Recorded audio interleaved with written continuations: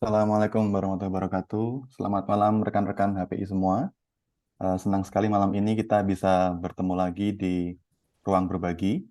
Ruang berbagi malam ini adalah yang kedua, musim ketiga. Jadi kita sudah 3 musim. Malam ini kita akan mendengarkan salah seorang rekan HPI kita yang akan menyajikan eh, tema tentang perencanaan keuangan untuk penerjemah juru bahasa dalam rangka mencapai kebebasan finansial. Pembicara kali ini adalah Ibu Robiah Hamidah, seorang financial planning enthusiast sejak tahun 2008. Kemudian beliau juga penerjemah dan juru bahasa Mandarin sejak 2014. Dan sekarang sepertinya bekerja sebagai Mandarin spesialis di sebuah firma hukum ternama di Jakarta. Sebelumnya, terima kasih terlebih dahulu kepada rekan-rekan semua yang hadir malam ini. Karena rekan-rekan yang hadir malam ini pastinya sudah menyelesaikan kewajibannya iuran tahunan hingga tahun 2023. Karena itu kita jadikan syarat untuk mengikuti acara malam ini. Jadi ini menjadi semacam benefit untuk rekan-rekan untuk bisa hadir di malam ini sebagai manfaat setelah membayar kewajiban iuran tahunannya. Malam ini Ibu Robiah akan membawakan presentasinya kurang lebih selama 40 menit. Setelah itu nanti kita akan ada tanya jawab hingga pukul 9 seperti biasa. Tanpa berpanjang-panjang lagi, saya serahkan ke Ibu Robiah untuk melakukan presentasinya. Silakan, Ibu. Terima kasih Mas Ade. Sebelumnya terima kasih juga kepada Pak Indra Setio sebagai Ketua HPI dan juga Mas Ade yang mau direpotin untuk mengadakan acara ini. Nggak juga juga sama Pak Nur Salam, rekan kerja saya di kantor, yang juga anggota HPI yang mengencourage saya untuk mengadakan acara ini. Jadi yang istilahnya yang mensponsori itu dia gitu ya, beliau ya. Oke, saya mulai share screen aja ya teman-teman. Kalau bisa sih rekan-rekan Bapak Ibu pakai laptop kalau bisa sih. Karena nanti akan ada sedikit praktek di Excel file, jadi kalau pakai laptop akan lebih mudah. Tapi kalau misalnya eh, pakai handphone juga nggak masalah. Nanti kan ada rekaman di YouTube dan bisa dipraktikkan di kemudian hari ya, nyusul ya nanti. Oke, kita mulai aja. Perencanaan keuangan untuk penerjemah juru bahasa dalam rangka mencapai kebebasan finansial. Sebenarnya judul ini tuh saya terinspirasi, bukan inspirasi sih, agak kaget karena ada rekan yang usianya seusia ibu saya gitu. Jadi tiba-tiba mengontak saya dan eh, meminta untuk jadi rekan gitu. Jadi kalau saya ada order kasih dong. Cuman saya mikir usia ibu saya gitu loh. Ibu saya aja udah ya kesian gitu kan. Maksudnya apakah bapak tersebut atau rekan tersebut itu sudah mencapai kebebasan finansialnya atau belum, itu yang jadi concern saya. Jadi saya pikir teman-teman di anggota HPI, saya pengennya sih semua itu melakukan pekerjaan penerjemahan itu sesuai passion gitu. Maksudnya melakukannya itu enjoy gitu. Jadi kalau misalnya kita enjoy, nggak peduli jadi dapat fee-nya berapa, itu pasti akan lebih lebih happy lah. Oke, lanjut ya. Nah, satu dari kata-katanya Upton Sinclair ini itu sangat mengena di saya. Kenapa kok kita harus achieve kebebasan finansial? Karena saya pernah itu bekerja di salah satu perusahaan telekomunikasi, ya bisa dibilang culture company-nya mirip-mirip ASN, gitu ya. Jadi kadang-kadang susah untuk kita apa ya nggak bukan bukan stigma juga, cuman terkadang kita itu agak susah untuk bekerja sama dengan beliau gitu ya. Jadi karena ya itu tadi agak dipersulit gitu. Kita bekerja sama. Oh, oke. Jadi dari kalimat dari Upton Sinclair ini, oh, sisi profesionalitasnya itu dipertanyakan gitu. Jadi kalau kita sebagai penerjemah dan juru bahasa kan profesional kita itu nomor satu gitu. Jadi kita nggak bisa apa ya, nggak bisa harus bisa mempertanggungjawabkan profesionalitas kita gitu.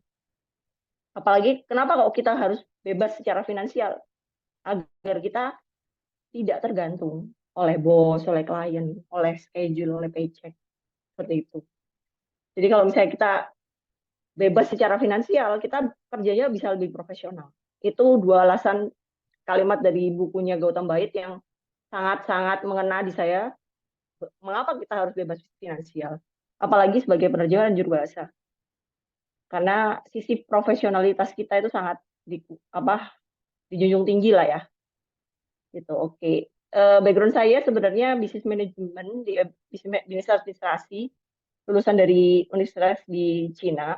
Kemudian saya sempat ngambil sarjana hukum juga dan magister komunikasi di salah satu universitas swasta di Jakarta. Terus waktu pandemi saya sempat ngambil pendidikan financial planner. Oleh karena itu sebenarnya Pak financial planner sendiri saya cuma hobi gitu ya. Karena saya memang suka sekali dengan ingin mempelajari financial planner ini untuk kepentingan keluarga kami, keluarga kecil kami gitu ya. Oke, nah terus kemudian kita lanjut aja biar nggak berpanjang-panjang. Nah, pertama yang kita harus pahami itu tiap orang punya kebutuhan. Nah, kalau dari sisi teori Maslow itu kebutuhan itu dibagi di beberapa level. Cuman untuk sekarang ya, kalau saya lihat-lihat itu kalau dulu mungkin ya kita harus memenuhi kebutuhan dasar dulu, makanan, minuman, keamanan gitu ya, baru sampai ke atas. Tapi kalau untuk saat ini dengan zamannya sosmed, bisa jadi kebutuhan yang bawah belum terpenuhi, tapi mereka sudah butuh level self esteem dan self actualization ini. Itu uh, apa? Saya bukan ahli psikologi, jadi bukan ahli psikolog, jadi itu yang saya lihat di masyarakat saat ini. Oke, apa sih hubungannya kok teori kebutuhan dibahas sama financial keuangan gitu? Kok apa hubungannya gitu kan? Ada yang misalnya ada yang bertanya seperti itu. Bentar, bentar.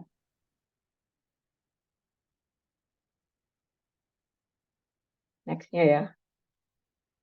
Oke. Karena kebutuhan ini nantinya tiap orang berbeda-beda.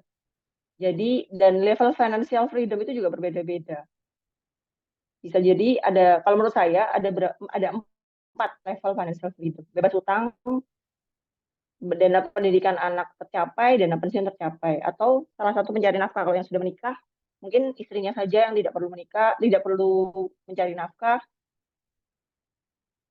atau bisa jadi dua-duanya. Jadi benar-benar financial freedom jadi hidup dari eh, pendapatan pasif. Tapi sebenarnya yang namanya kebebasan finansial itu tergantung dari level kebutuhan. Jadi kebutuhannya itu seperti apa. Jadi tiap orang pasti beda. Makanya perencanaan keuangan ini benar-benar personal. Tiap orang beda-beda. Nggak bisa apa yang saya pakai dipakai tiap Bapak Ibu di sini itu belum tentu gitu ya. Jadi saya cuma memberikan teori-teori kerangka-kerangkanya saja yang mungkin bisa dipakai oleh Bapak Ibu sekalian.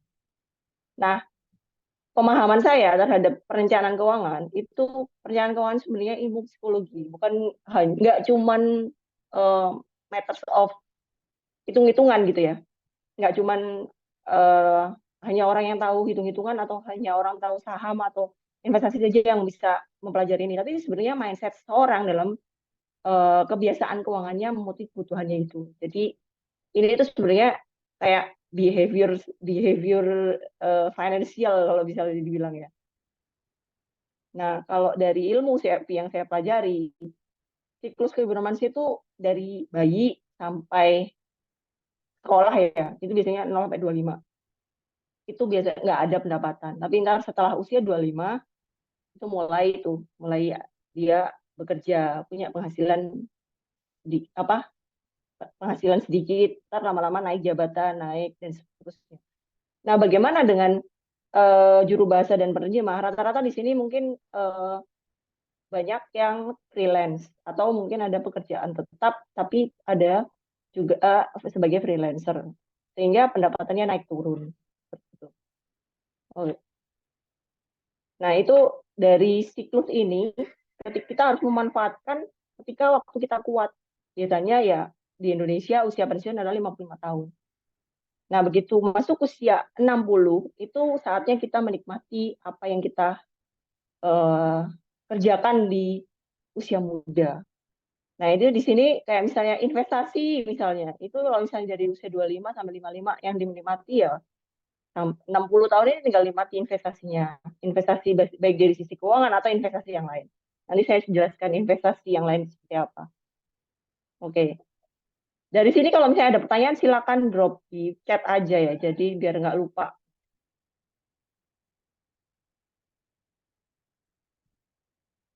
Oke, tantangan buat penerjemah dan juru bahasa.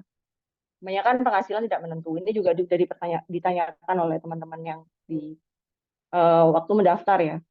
Tidak bisa mengalokasikan budget secara konsisten, itu pasti. Jadi kadang pendapatan sekarang UMR, nanti bulan depan 3 kali UMR, bulan depan lagi zero, bulan depan 3 bulan lagi ternyata 10 kali UMR, wow banget gitu kan. Itu kadang-kadang kita bisa diombang-ambingkan oleh eh, penghasilan kita. Nah itu eh, kalau yang saya pahami, kitanya jadi nggak bisa ngontrol diri. Karena benar-benar keuangan itu adalah mindset dan kebiasaan. Kalau kebiasaannya dikacaukan, otak kita itu nggak bisa handle. Ada pelajaran di bidang terkait dengan otak ini ketika saya belajar trading. Jadi di otak kita itu ada yang namanya otak reptil yang tidak mampu sebenarnya. Otak reptil itu kalau misalnya kita kaget atau itu dia bisa menghijack otak kita yang buat berpikir. Jadi ya namanya amigdala hijack. Nah, jadi kalau misalnya kita tidak konsisten mengeluarkan uang, jadi ya kita juga ngaco gitu lah, impulsif banget gitu.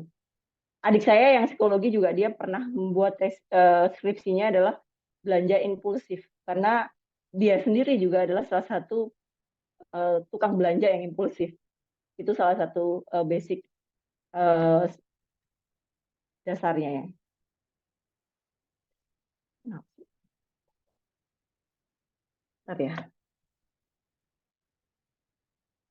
ini masih nggak bisa.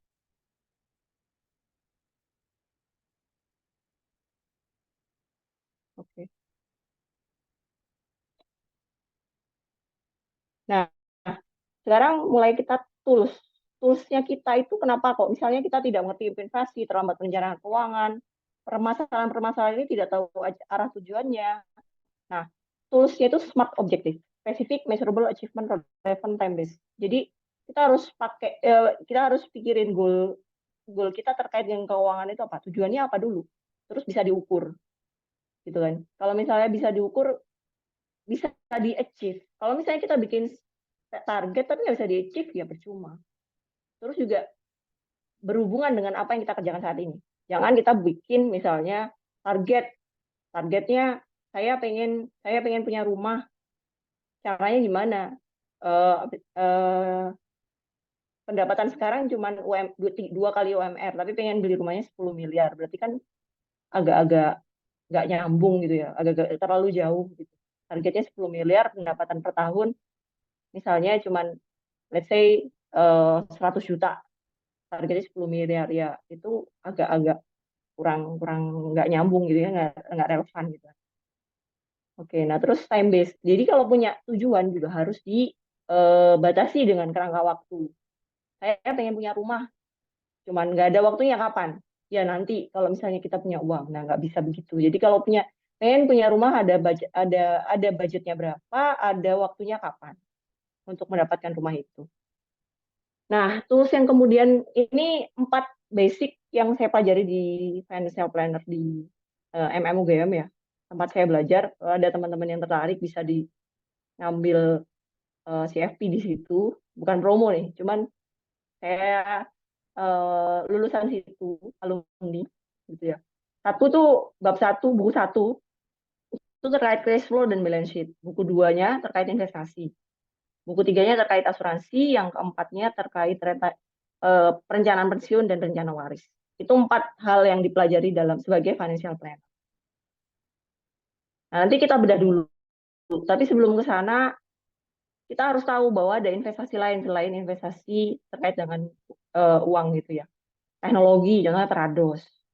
Robot sapu, kalau saya kena aliran debu. Itu terkait dengan teknologi ini banyak. Kalau misalnya tergantung level eh, level kebutuhannya masing-masing. Investasi otak itu buku khusus lagi, follow IG, dan yang istilahnya otak kita dipenuhi dengan ilmu. Investasi kesehatan itu juga sangat, kita nggak pengen ya ketika kita usia udah tua itu otot udah melemah. Diet juga, hari Selasa ibu saya juga operasi, apa namanya, batu empedu, itu juga karena diet yang kurang gitu ya. Jadi kolesterol zaman sekarang penyakitnya adalah penyakit gaya hidup. Kemudian kita harus olahraga, vaksin, dan sebagainya ini. Terus relationship yang penting ini adalah ketika kita mau mempersiapkan pensiun nih. Jadi yang saya sangat ingin tekankan, kalau misalnya kita mau pensiun, misalnya saya nih, target 45 gitu, pensiun freelancer. Untuk dari saat ini nih, contohnya sekarang, ini saya investasi relationship dengan teman-teman. Gitu ya, jadi kayak maintaining good relationship itu nggak bisa deket-deket, kayak sok kepo, lu ngapain tiap hari tanyain, ya nggak bisa. Tapi kita harus jaga jarak yang enak, yang bikin masing-masing anget gitu. Kalau misalnya jarang-jarang WA, jarang WA-an atau jarang kontak itu juga terlalu lama juga nggak enak. Kita nggak tahu nih kabarnya orang nih anget apa enggak gitu kan, nggak berasa gitu. Legacy ini juga penting. Apa yang kita pelajari hari ini kalau bisa di-share ke, misalnya ada suami, ada istri, di-share sama istri. Karena namanya keuangan itu pasti dua kepala.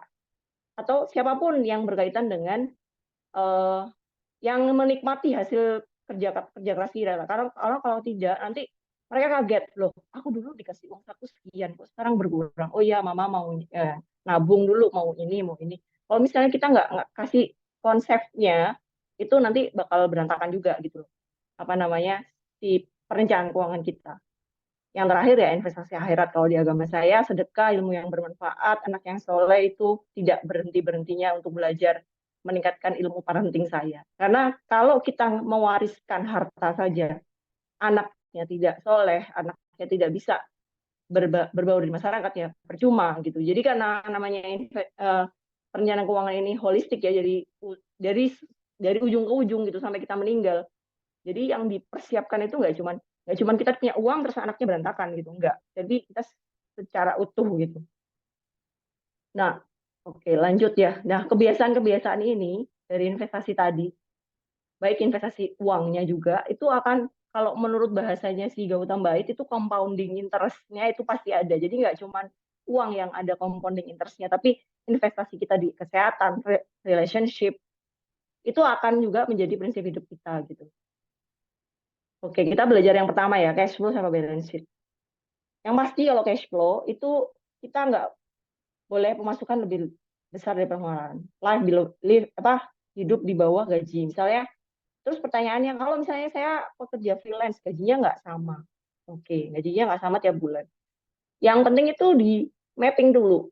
Kebutuhannya itu apa aja. Dibagi jadi N, W, D, I, S, P kalau saya. Needs, wants, debt. Need, debt itu utang. Investasi itu minimal 10-70. Kenapa kok besar sekali? Karena mungkin minimal 10, paling sejelek-jeleknya. Kalau bisa 70 itu karena kita invest itu nggak cuma investasi di saham atau di reksadana saja, tapi investasi yang tadi yang saya sebutkan di atas. Ada 6 macam itu tadi. Karena itu investasi yang di atas kan harus ada budgetnya juga kan. Gitu. Jadi saving itu biasanya, kalau saya saving ini saya taruh sebagai spend yang akan dihabiskan dalam 1 tahun. Misalnya kayak uang pangkal sekolah anak, atau uh, biaya pokoknya biaya renovasi rumah kayak gitu. Saya bocor-bocor itu saya masukin ke saving. Terus protection itu asuransi. Asuransi nggak boleh beli banyak-banyak. Budgetnya cuma maksimal 10% dari total penghasilan tahun. Gitu ya. Nah, bagaimana caranya kalau saya pemasukannya nggak sama? Coba di mapping tiap bulan habisnya berapa. Bikin catatan terkecil. Jadi 1 bulan itu dicatat sebulan.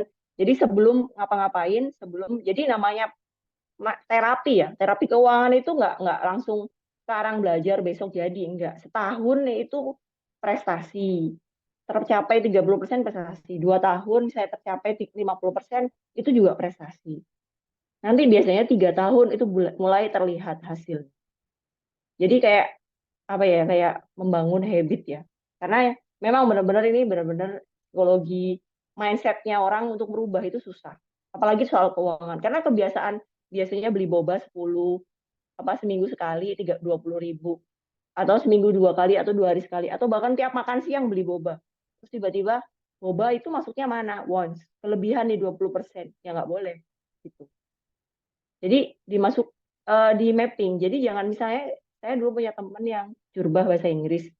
Dia kalau misalnya jalan-jalan bukan jalan-jalan sih, nemenin klien misalnya 3 hari gitu ya. Dia pasti extend nambah 2 hari ke Europe misalnya 3 hari ke Europe, 2 hari extend. Jadi apa fee-nya dia misalnya bisa habis 60% atau 70% habis buat membiayai jalan-jalannya dia. Nah itu kayak gimana itu kalau misalnya pengeluarannya kayak gitu? Kalau misalnya ditanya seperti kalau kita naik turun begitu, kita punya budget tiap bulan berapa, itu yang kita konsum. Tapi kalau misalnya kita ada lebihannya, misalnya, let's say kita punya budget 10 juta, terus kita bulan ini dapat jobnya banyak banget sampai mungkin 50 juta misalnya. 10 juta kita makan, sisanya 40 juta itu kita bagi 80% masuk investasi atau masuk ke bagian-bagian pos-pos keuangan yang belum kita penuhi. Nanti ada kewajiban-kewajiban sebelum kita masuk investasi. Jadi sebelum investasi harus ada syarat-syarat yang harus dipenuhi. Jadi nggak asal orang itu mau invest gitu. Apalagi pakai ngutang gitu, investnya ngutang. Di sini jelas-jelas debt itu yang namanya utang maksimal 30%. Itu pun dibolehkan hanya untuk KPR gitu ya. Jadi kalau KPR kalau saya saklek gitu ya. Kenapa? Ini buat pemula banget lah. Jadi kalau misalnya mindset kita terhadap hutang itu masih kacau, jadi beresin dulu hutangnya. Jadi kalau misalnya ada pendapatan lebih, ya udah beresin dulu hutang. Semua hutang lunasin. Tapi kalau misalnya hutangnya cuma KPR aja, ya udah buat budgeting itu kita 10 juta. 10 juta misalnya 10 juta per bulan gitu ya atau 20 terserah itu tergantung gaya hidupnya masing-masing kan tiap orang beda-beda. Nah, itu yang lebihnya 40 juta tadi 80%-nya dimasukin ke dana yang tidak boleh disentuh. 20%-nya dimasukkan ke boleh kita pakai sebagai uh, dana happy dana wants kalau saya bilang. Misalnya reward kita lah ketika kita dapatkan kalau jadi jurubah capek, pengen spa, pengen pijat dan sebagainya gitu ya. Jadi itu kita boleh lah alokasikan 20%, tapi 80% harus kita save gitu. Nah, ini jadi yang paling penting adalah needs. Terus wants ini juga kita harus tahu berapa. Debt-nya ini juga nggak boleh. KTA jangan. Lunasin. 0%. Kalau mindset keuangannya masih kacau, mending lunasin dulu. Terapi dulu, puasa dulu. Baru kalau misalnya udah pinter, mau 0% silakan. Pinjol juga saya big no. Gitu ya. Cari masalah namanya pinjol itu. Bunganya tinggi. Terus yang kemudian baru kita ngomongin invest, saving dan protection ini biasanya saving ini duluan. Saving ini karena akan spend di akhir tahun biasanya. Kalau saya saving itu pasti termasuk antara needs dan want. Misalnya dana jalan-jalan itu saya masukin saving. Gitu. Terus protection ini nanti akan ada bahasanya lebih lanjut ya. Terus kita pahami dulu prinsip-prinsip future value. Nanti akan ada Excel sheet-nya saya gabungin ke slide bagian penghitungan apa namanya perhitungan retirement plan. Terus delay gratification. Nah, itu tadi kalau misalnya dapat 10 juta, misalnya 10 juta per bulan, terus dapat di bulan itu dapat job jurubah 40 juta misalnya. Kita harus biasain delay gratification. Intinya apa? Search di Google. Jadi kita jangan memberikan reward terlalu cepat. Jadi kita harus mendelay. Stop dulu, ditahan dulu nafsunya kayak gitu. Nah, kalau di Mandarin karena saya jurubah dan terjemah Mandarin, itu prinsip yang sangat saya suka dari bahasa Mandarin itu yo te pi yo shi pi yo te. Yo itu ada, te itu mendapatkan sesuatu. Pi itu wajib atau pasti gitu ya. Pi yo shi. Jadi kalau kita mendapatkan sesuatu, kita pasti akan kehilangan sesuatu. Kalau kita kehilangan sesuatu, kita akan mendapatkan sesuatu. Jadi segala sesuatunya itu udah dari takar gitu. Kalau kita ngomongin di agama ya, rezeki itu ada yang ngatur. Bahasanya gitu. Ini Mandarinnya, idiomnya seperti itu. Terus yang keempat itu, kita tuh berpikir kayak orang kaya lah. Orang Cina itu, orang Chinese itu, mereka itu apa namanya modelnya itu pride-nya tinggi. Itu awalnya saya nggak percaya ya. Tapi begitu kuliah di sana tahu sendiri namanya OB, namanya itu, wah itu dandannya heboh. Jadi bukan yang, kalau di kita kan mindsetnya mindset Miss Queen kan. Ya, maaf saya remahan rengginang, maaf saya remah apa kayak gitu, mindset mindset begitu tuh sebenarnya mengganggu kita gitu. Jadi jangan, kita harus mindsetnya kayak orang kaya. Kenapa mindset orang kaya? Orang kaya itu nggak butuh luxury brand. Orang kaya itu nggak perlu kita mententeng tas KW, itu nggak perlu karena rekening mereka 1 triliun, 10 triliun itu mereka santai karena mereka bisa beli gitu. Nah kalau kita, dan mereka betah untuk megang duit gede. Nah kalau orang kita kan, saya sendiri megang awal megang 5 digit itu agak gatel gitu. Dulu waktu misalnya baru baru kerja itu pasti habis gitu. Waktu masih masih kuliah gitu kan dapat fee untuk jaga pameran, dapat 600.000 itu saya ingat, langsung beli ini, beli itu, beli ini, beli itu. Nah itu sangat umum di Indonesia. Sedangkan harusnya nggak gitu. Harusnya yang kita pakai itu nantinya yang kita buang buat jajan itu uang yang dihasilkan dari uang, pasif income-nya. Nah ini yang juga terakhir ya, hao ho pu biai, hao ini barang barang bagus nggak murah, biai me hao ho. Ini di Cina juga apa peribahasa Cina yang sangat mengena. Jadi barang murah itu pasti belum tentu bagus. Tapi kalau barang bagus, yang pasti nggak bakal murah. Jadi kalau misalnya saya sebagai perencana keuangan dan juga istilahnya procurement di rumah, menteri keuangan di rumah, itu kalau beli barang pasti detail. Saya nggak mau beli barang yang kemahalan, tapi juga nggak mau barang yang terlalu murah yang kualitasnya bagus. Kalau di Cina, orang Cina itu sukanya beli branded, tapi cuman beli branded atau nggak beli sama sekali. Jadi tampangnya orang itu bisa kelihatan gitu. Jadi mereka kalau punya baju, ya bajunya cuma satu dua, tapi bagus-bagus. Atau sekalian nggak punya sama sekali gitu. Kalau nggak mampu beli. Jadi itu mindset, ini tuh mindset-mindset yang akan mengatur kita untuk mengatur kita untuk mengeset keuangan kita. Makanya ada yang bertanya, bagaimana kalau keuangan, tips keuangannya apa? Beresin dulu cash flow-nya itu loh. Jadi kalau mau invest apa? Cash flow-mu kayak gimana? Apakah ada uang dingin? Apakah ada uang sisa? Utangmu lunas belum? Ini dulu, checklist dulu. Jadi yang dengar hari ini pasti agak mules-mules. Oh iya ya, saya boba seminggu bisa 3-4 kali nih. Atau kopi nih. Mungkin akan wah jajan saya segini nih dibandingkan dengan pemasukannya berapa persen. Kayak gitu ya. Jadi ini dulu.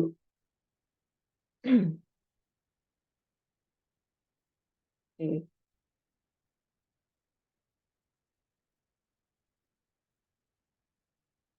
Oke, terus kita ke balance sheet.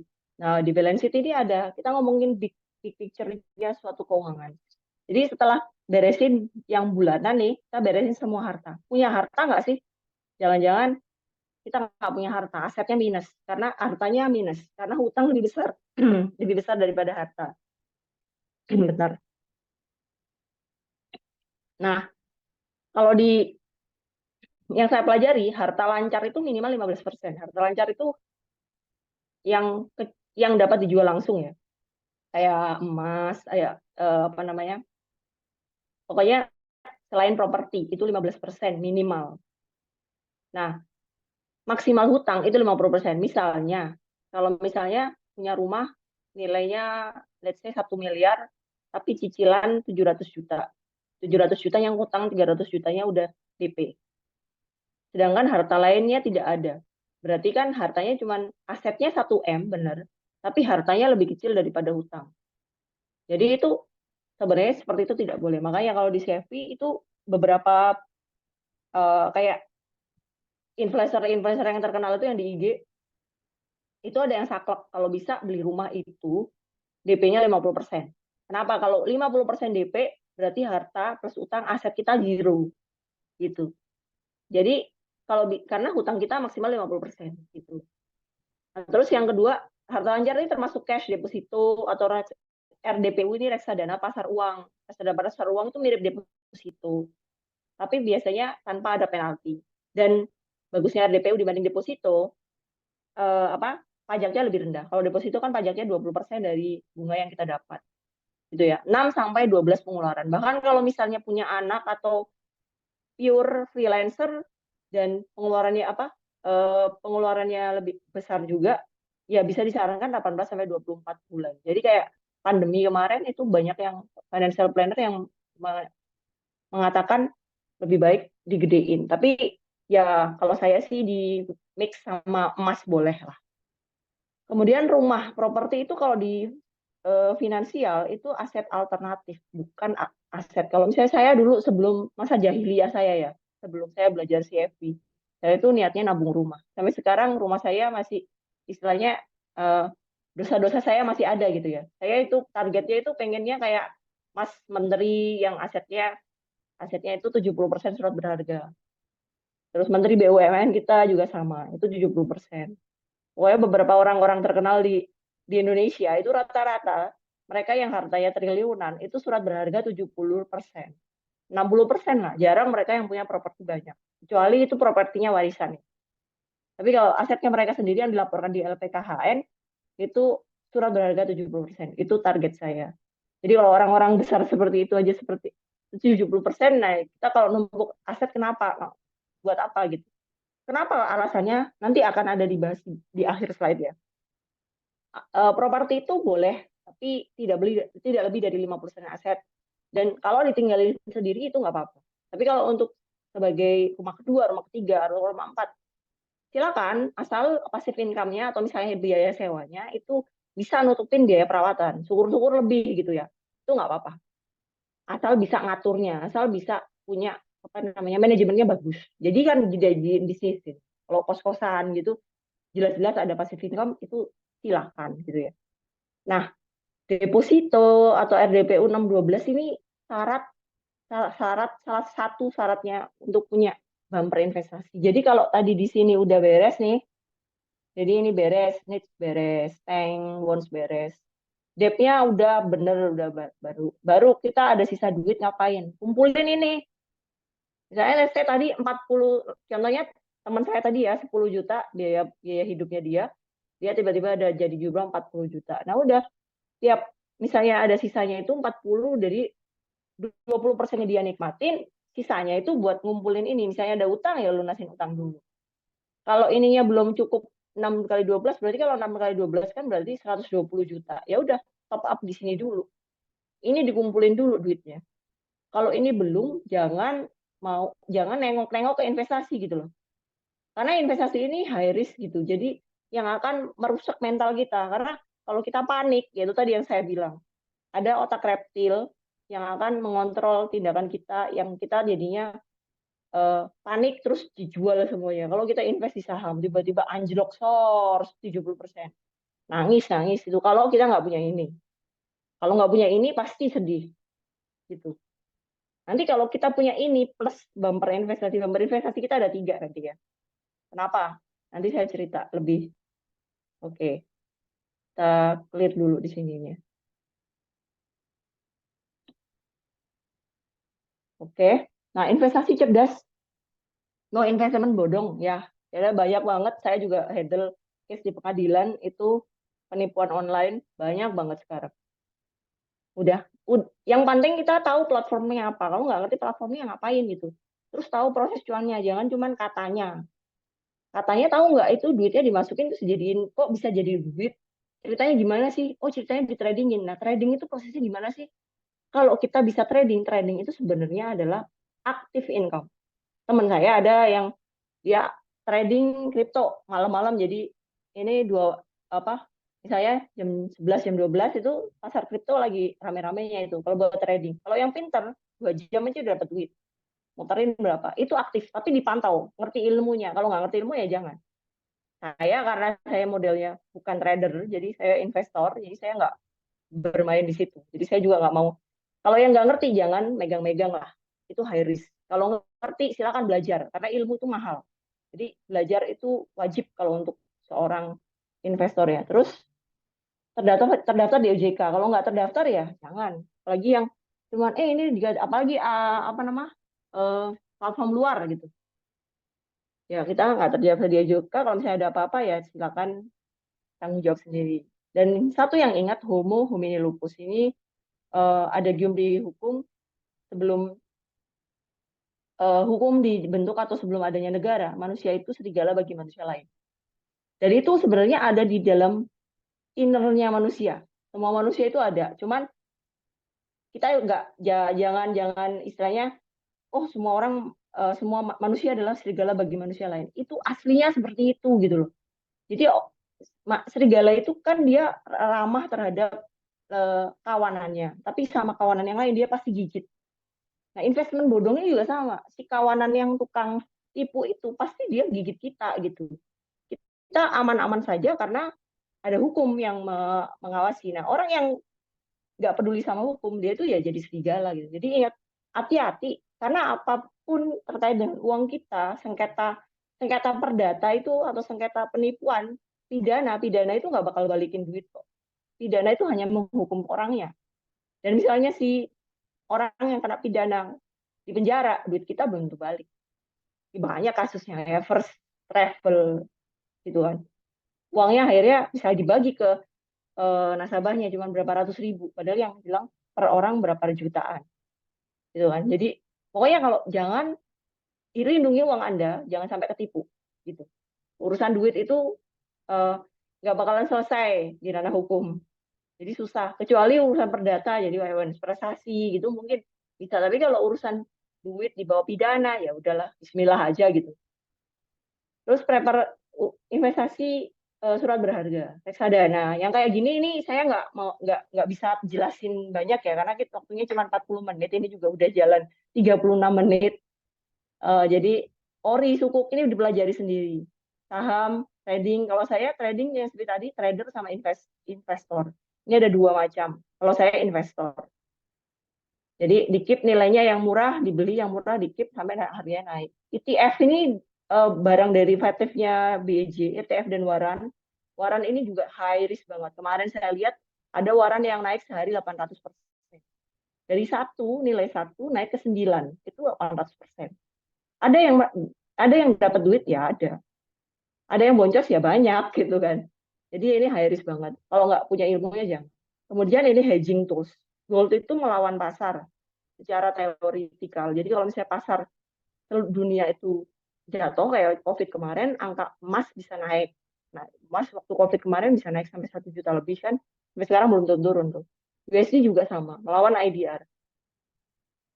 Jadi ini kalau misalnya kita punya gold sama USD, kalau tadi ada pertanyaan kalau misalnya gimana caranya kita mengatasi kalau apa namanya market lagi lesu. Kalau saya malah happy, saya jujur happy karena saya punya gold sama USD nih. Jadi mana nih? Nah ini bumper investasi nomor 2.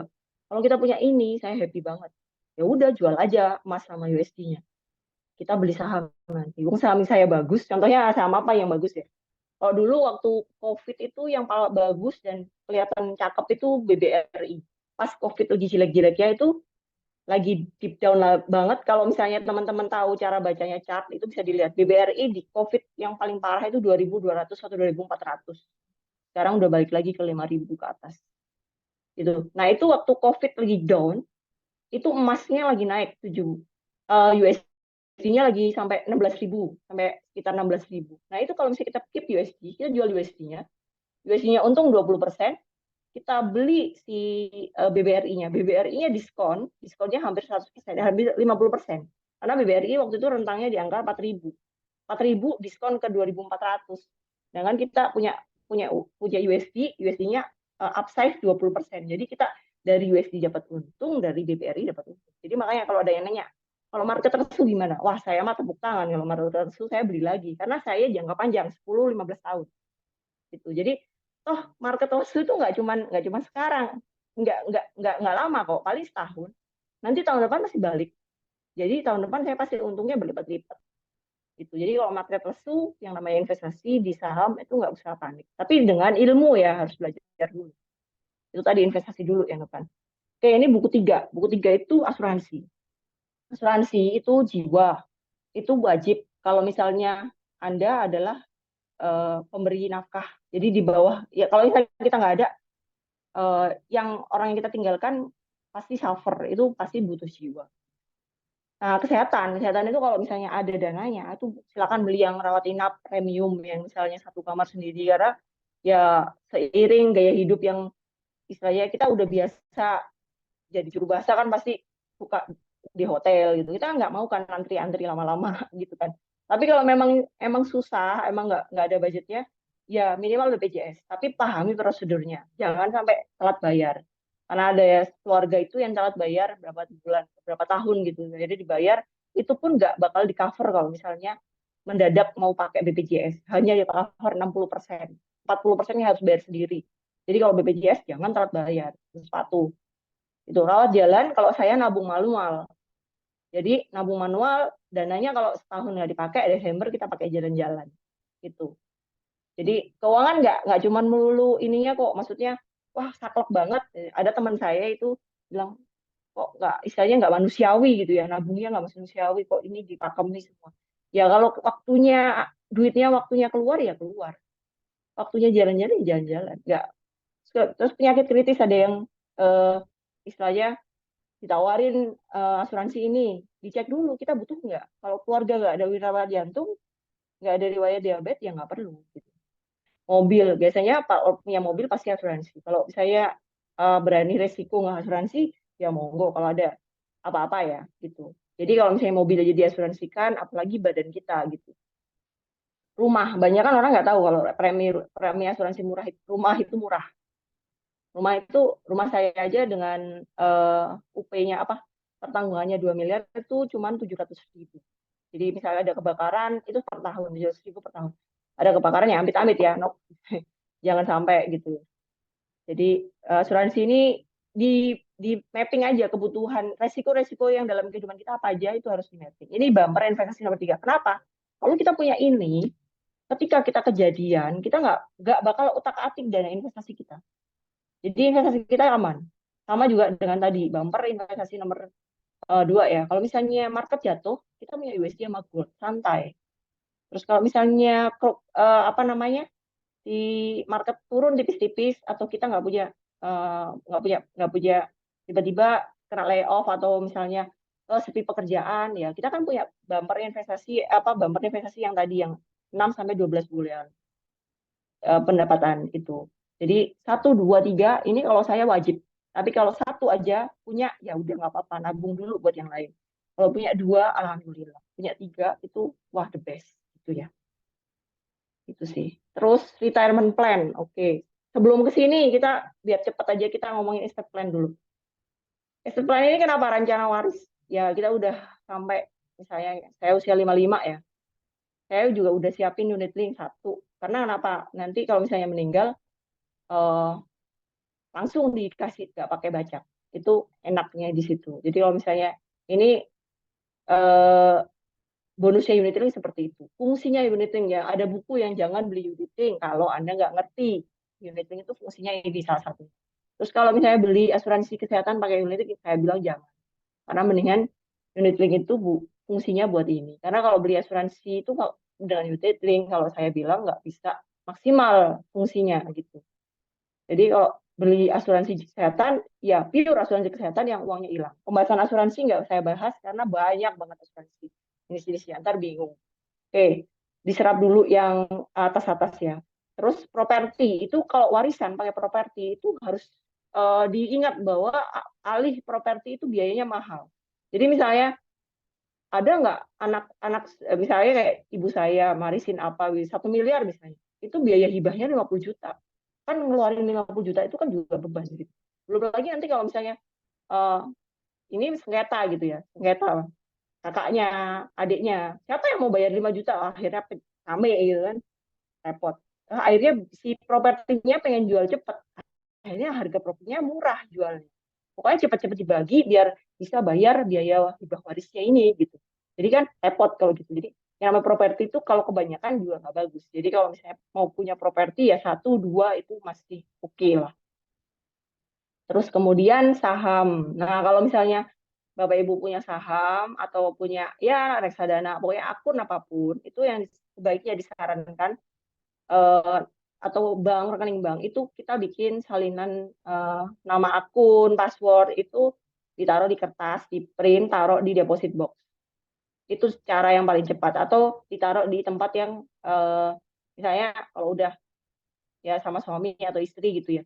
mah ini taruh di sini ya, ini rahasia, nanti dibuka kalau aku nggak ada, gitu. Jangan dibuka kalau nggak ada, pesenin aja gitu.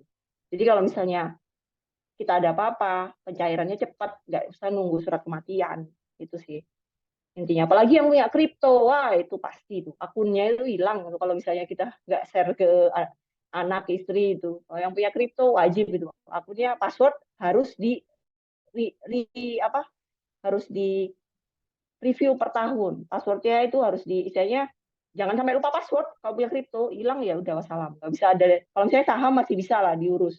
Tapi kalau kripto ngurusnya kemana? Jadi susah, ribet lah. Mau Indodax mau manapun mau kripto, biasanya kalau lupa password itu agak repot. Apalagi kalau yang pakai Binance dan yang akun-akun kripto yang lain ya, trading kripto yang lain itu sebaiknya hati-hati untuk mempersiapkan rencana waris ini. Terus kalau misalnya kita pengen buat surat wasiat nih, kalau wasiat itu kalau yang non Muslim itu harus diperhatikan legitime porsi bacanya gimana ya, saya lupa. Pokoknya eh, bagian wajib yang harus diterima oleh anak sah kita, ahli waris sah. Jadi misalnya anak itu wajib bisa ngeklaim gitu. Jadi kalau buat syarat wasiat nggak boleh, jangan banyak-banyak. Wasiat itu kan kalau di Islam itu hanya buat orang yang bukan ahli waris. Jadi kalau surat wasiat dalam Islam itu juga cuma maksimal sepertiga. Dia punya aset 1 miliar, jadi cuma 300 juta aja. Misalnya saya pengen ngewarisin ke yang di luar ahli waris saya, misalnya ponakan saya kan nggak dapat karena anak saya laki-laki. Ya saya paling cuma bisa sepertiga, gitu. Nggak boleh lebih dari sepertiga karena 2/3-nya hak anak saya gitu. Contohnya seperti itu. Atau kalau misalnya kita yang sebagai penerima waris itu boleh pakai permohonan penetapan waris di pengadilan. Ini ilmu-ilmu CFP ya, saya share karena ini penting gitu ya. Karena ini salah satu bab di CFP yang eh, perlu diketahui. Jadi kalau misalnya daripada ribut nih, misalnya orang tua nggak ada, yuk kita jalan bareng-bareng mohon kemana dulu. Bukan mau mau sengketa ya, beda dengan sengketa. Penuntutan beda. Ini permohonan. Minta Pak Pak Pak Hakim, tolong ini kami sebagai ahli warisnya Bapak ini warisan Bapak saya dibagi asetnya begini begini begini. Itu ada bisa di saya Muslim bisa ke pengadilan agama, yang non Muslim ke pengadilan negeri gitu. Oke. eh Kayaknya ini udah hampir semua selesai. Jadi saya ke ini dulu ya. Saya ke Excel sheet dulu. Saya tadi ada yang belum saya share adalah future value sama retirement plan. Ini bisa kebaca Excel sheet-nya ya, Mas Ade? Bisa, Bu. Bisa ya, oke. Nah, ini contohnya future value itu apa sih? Misalnya ya, kita contohkan usia ini 30 tahun, periodenya 30 tahun. Contohnya anak usia 25 tahun. Tadi ada yang menanyakan, kalau 25 tahun bisa nggak sih kebebasan finansial? Kalau saya nggak bisa, karena saya 25 tahun baru kerja. Kecuali saya dapat dapat ini apa namanya, dapat warisan 10 miliar gitu, saya taruh di obligasi yang ori 24 nih, yang lagi keluar kan 6,35% 6 tahun. Ya bisa 10%, 6,35 kali 10 miliar dapat dapat warisan. Nah, itu mimpi kan Tapi kalau ditanya 25 sampai 35, 30 dapat bisa financial freedom, saya nggak bisa. Ya, kalau usia 25 nabung 1 juta. Saya udah punya duitnya. Ini PV ini present value ya, teman-teman. Ini 100 juta. Terus future value-nya itu dapatnya kalau misalnya 30 tahun, tabung 1 juta dengan tabungan existing 100 juta, itu hasilnya 30 tahun kemudian itu 11 miliar. Sedangkan kalau kita baru nabung di usia 40 nih, 55, usia 55, 15 tahun kemudian dapatnya cuma 1,3. Jadi uang sekarang itu kalau misalnya ditabung di masa depan itu jadi lebih bernilai gitu. Jadi ini waktu saya belajar ini, saya waktu suka jajan Starbucks waktu itu. Hampir 2 hari sekali lah jajan Starbucks. Saya mikir, 25.000 Starbucks. Ini kalau dikumpulin 15 tahun jadi apa gitu kan. Jadi terus waktu itu emas masih 500.000 lah. 500.000. Jadi eh, 15%, emas itu 12, rate-nya sekitar 12%. Nah itu kalau misalnya kita waktu itu beli emas, 25 kali itu dikumpulin itu jadi akan lebih berarti. Jadi kalau misalnya once kita bisa ditekan, itu investasinya lebih bagus. Gitu ya. Nah ini sebenarnya cara ngitung PMT ini juga ada rumusnya nih. Jadi kalau misalnya kita balik nih, dengan angka yang sama. Misalnya sama-sama pengen dapetin 11 miliar tadi ya, yang usia 30, usianya ini kasih nomor usianya ya. Ini usia 25, starting usia 25, yang ini starting usia 40. Kalau yang usia 25 nabungnya 1 juta itu dapat 11 miliar. Nah, kalau yang usia 40 nabungnya bisa nabungnya harus 19 juta biar bisa dapetin angka 11 miliar. Gitu ya. Ini rumus FVV, ini kalau teman-teman mau belajar silakan di Excel, itu banyak ya rumus kayak gini. Maksudnya tutorial Excel gitu. Ini ya. Ini satu, future value. Tes Ctrl Z. Oke. Nah, yang kedua, contoh yang lain, ini Excel-nya nanti kalau bisa dibagi Mas Ade. Jadi ini contoh gimana sih perencanaan kebebasan finansial. Nah, kalau saya begini, ini contoh misalnya eh, penghasilan contohnya let's say sekitar 20 juta ya. Ini berapa nih? Oh, oke. Ini contoh dua. Nah, yang ini. Contohnya misalnya 20 juta, penghasilan 20 juta sekian lah, plus-plus. Misalnya suami istri mungkin harusnya lebih. Nah, saya target pensiun nanti, saya biaya bulanan cuma 15 juta sama kayak sekarang. Jadi ketika usia 56, masuk 56, itu saya udah bebas finansial gitu. Usia 56 saya mau terima kerjaan bebas.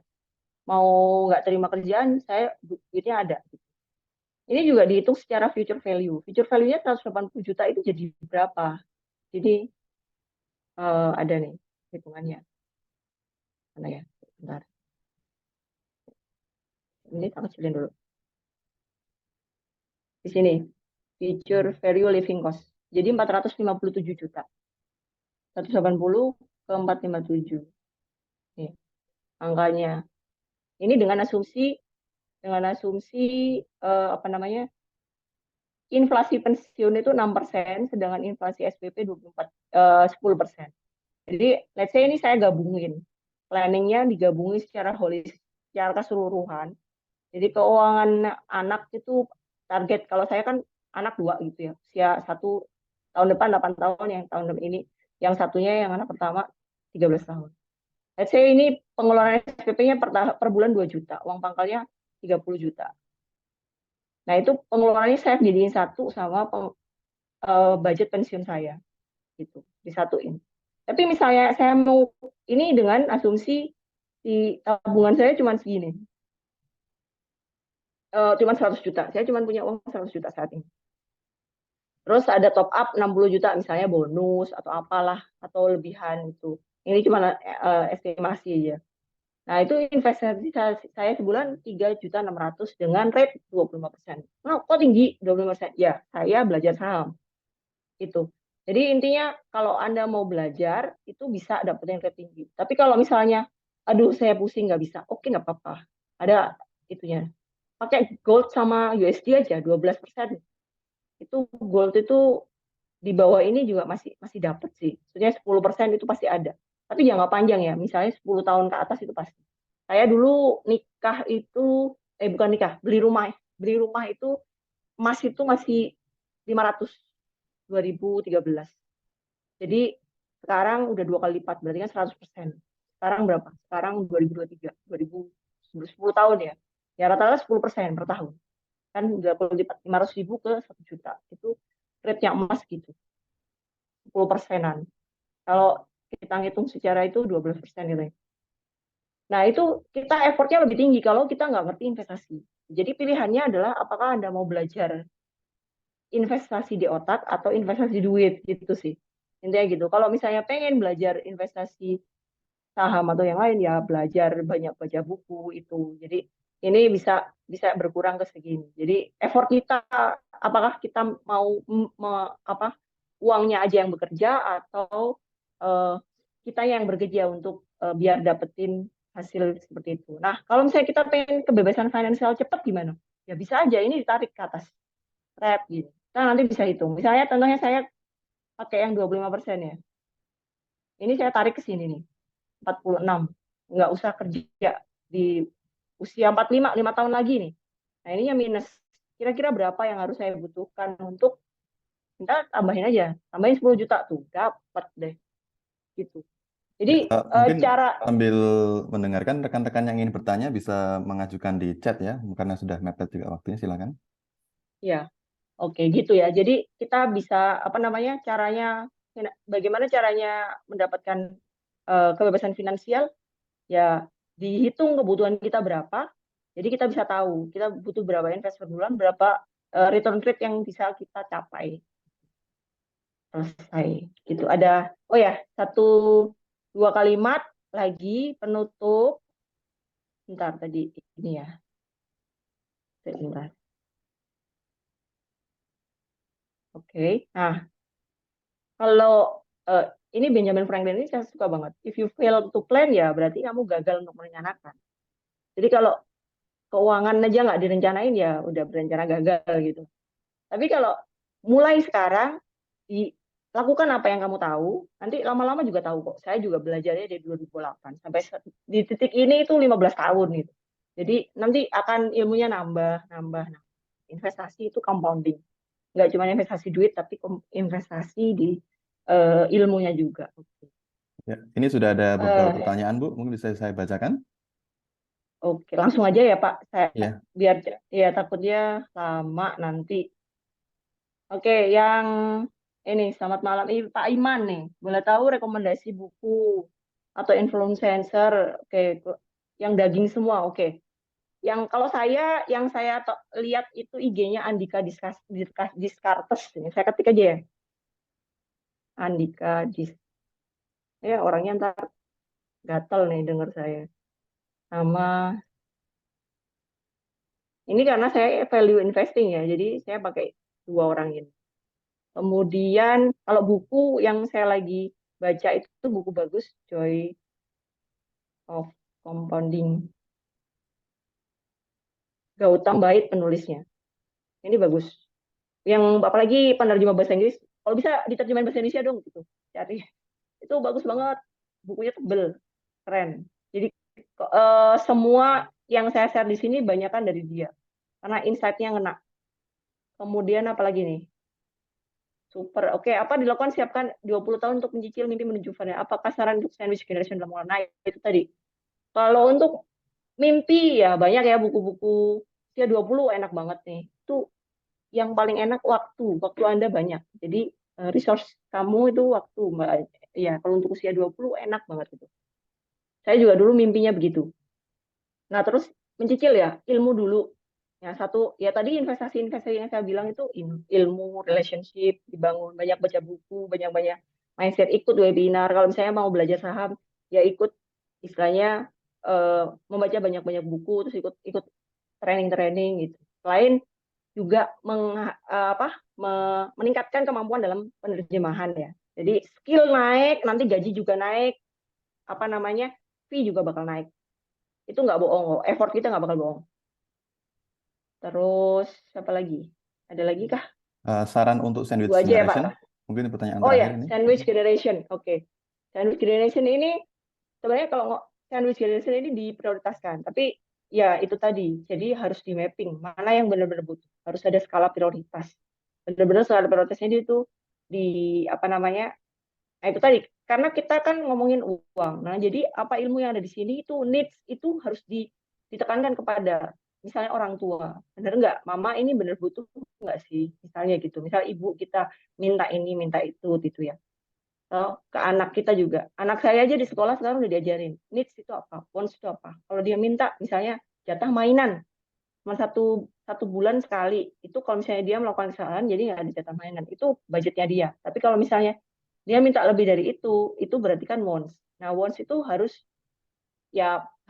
di brainstorming apa itu needs, apa itu wants. Terus kita harus kasih apa namanya? Ya itu tadi investasi legacy itu kita harus sharing semua informasi terkait keuangan ini biar main apa otaknya itu nyambung gitu loh. Jadi kita nggak cuma ngontrol uang di sisi kita, tapi yang menikmati uang yang kita hasilkan itu mereka terimpact gitu. Jadinya itu akan berantakan gitu. Kalau misalnya kita nggak ngomongin, kita tuh udah ada budgetnya loh, begini, begini, begini. Saklek, pahit emang, tapi kita nanti delay gratification hasilnya di belakang. Gitu. Baik ke anak, baik ke orang tua. Itu harus ditekankan gitu ya. Jadi kalau misalnya kita punya apa namanya oke kita nabung, akhir tahun kita bisa jalan-jalan ke sini. Nah, satu keluarga itu harus satu visi. Kalau enggak berantakan, apalagi suami dan istri. Wah, itu bahaya. Kalau misalnya suami dan istri beda visi, nah itu bahaya. Apalagi nanti anak, oh papa boleh kok mama nggak boleh. Nah itu gawat. Itu nanti anaknya juga akan ke distract gitu sih. Hmm. Jadi demikian teman-teman, terima kasih atas kesempatannya. Semoga bermanfaat. Ini juga udah jam 9. Terima kasih udah mendengarkan selama 1 jam ini. Semoga sama-sama kita belajar. Karena saya juga nggak berhenti belajar. Gitu saja. Terima Ya, kasih. terima kasih Bu Robiah. Ini sangat daging semua ya. Ini mungkin harusnya kuliah di UGM selama 1 tahun, tapi dimampatkan dalam 1 jam ya. Harusnya mungkin setiap Iya, 1 jam ini satu buku pun nggak cukup. Tapi sangat-sangat paling tidak kita sekarang tahulah arahnya kalau mau belajar tentang ini, kita carinya tentang apa. Semua sudah dijabarkan tadi oleh Bu Robiah. Terima kasih sekali lagi sudah bersedia berbagi di acara HPI malam ini. Untuk rekan-rekan semua, saya ingatkan sekali lagi, untuk minggu depan kita ada webinar juga dengan tema Teknik Penjuru Bahasan Efektif Membangun Keterampilan Bertutur yang Runut dan Sistematis. Akan saya kirim tautannya di chat, bisa mendaftar. Ini diadakan hari Sabtu tanggal 21 pagi hari. Silakan bisa mendaftar untuk anggota penuh, gratis, terutama yang sudah membayar iuran. Untuk anggota muda dan umum masih harus membayar iuran. Jadi untuk rekan-rekan yang masih anggota muda dan sudah memenuhi syarat, mungkin bisa mempertimbangkan untuk upgrade ke anggota penuh agar bisa mendapatkan manfaat yang lebih daripada menjadi sekedar anggota muda. Ya, saya rasa cukup sekian malam ini. Terima kasih sekali lagi sudah membersamai kami selama 1 jam tadi. Sampai bertemu di kesempatan berikutnya. Saya Ade Indarta, selamat malam.